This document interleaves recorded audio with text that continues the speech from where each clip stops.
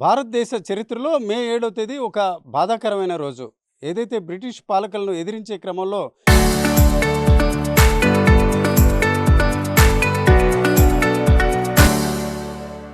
గిరిజనులకు ఇబ్బంది కలుగుతుందని తన ప్రాణాన్ని అర్పించిన అల్లూరి సీతారామరాజు అసువులు బాసిన రోజు ఇది ఒక రకంగా బాధాకరం. అదే సమయంలో చూసుకుంటే అల్లూరి జీవితాన్ని స్ఫూర్తిగా తీసుకొని ఇప్పుడు యువత అలాగే ఇతర వర్గాలు కూడా జీవనం సాగించాల్సిన పరిస్థితి. కేవలం ఆ బ్రిటిష్ పాలకులపై ఆ రోజు పోరాటం చేయడమే కాదు, ఈ రోజు కూడా ఏదైతే స్వతంత్ర ఉద్యమానికి సంబంధించిన వచ్చిన ఫలితాలు అందుకునే క్రమంలో ప్రభుత్వం నుంచి కావచ్చు, ప్రైవేట్ వర్గాల నుంచి కూడా అందాల్సిన అంశాలను కూడా ఒక స్ఫూర్తిదాయకంగా పోరాటం చేసి సాధించాలని అల్లూరి జీవితం మనకు చెప్తుంది.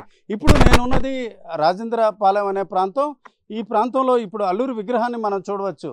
నిజానికి చూసుకుంటే విప్లవ వీరుడు అల్లూరి ఏదైతే గిరిజనులకు ఇబ్బందికరంగా పెట్టడం, అన్నిటికంటే మించి గిరిజనుల గుడిసెలను తగలబెట్టిన నేపథ్యాన తన వల్ల ఇబ్బంది కలగకూడదనే ఉద్దేశంతో ఈరోజు ఇక్కడకు దాదాపు 10 కిలోమీటర్ల దూరంలో ఉన్న మంప అనే ప్రాంతంలో సంధ్యావందనం చేస్తున్న దశలో ఆయన్ని బ్రిటిష్ పాలకులు ఆయన్ని పట్టుకోవడం జరిగింది.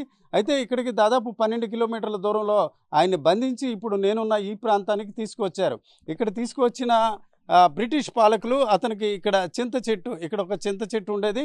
హుదూద్ సమయంలో ఈ చింత చెట్టు నేల కొరిగింది. అయితే అల్లూరి సీతారామరాజు ఆ రోజు అసూలు వాసిన ఈ ప్రదేశంలో ఇలాంటి చింత చెట్టు వద్దే అప్పుడు ఒక భారీ చింత చెట్టు ఉంది. ఆ చింత చెట్టుకు అతన్ని కట్టి కాల్చివేశారు. అయితే ఇటీవల హుదూదు తుఫాన్ నేపథ్యాన అది నేల కొరగడంతో దానికి ప్రత్యామ్నాయంగా మరొక చింత చెట్టు ఇక్కడ వేసిన పరిస్థితుంది.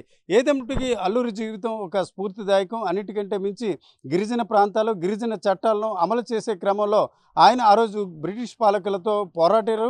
ఆ పోరాడే క్రమంలో తన ప్రాణాలు కోల్పోయినప్పుడు కూడా స్వతంత్రం రావడంలో కీలకంగా వ్యవహరించారు. ఈ దశలో విశాఖ నుంచి దాదాపు 80 కిలోమీటర్ల దూరంలో ఉన్న రాజేంద్రపాలెం వద్ద అల్లూరికి సంబంధించిన స్ఫూర్తిదాయకమైన అంశాలు కూడా మనం చూసే అవకాశం ఉంది. ఏదేమైనప్పటికీ ఇప్పుడు దేశం అంతా కూడా అల్లూరి సీతారామరాజు వర్ధంతిని మే 7వ తేదీన జరుపుకుంటున్న దశలో అల్లూరిని మరొకసారి మనం స్మరించే అవకాశం దక్కిందని మనం చెప్పుకోవచ్చు. కెమెరా పర్సన్ తిరుపతితో రామచంద్రరావు, ఆర్టీవీ, రాజేంద్రపాలెం నుంచి.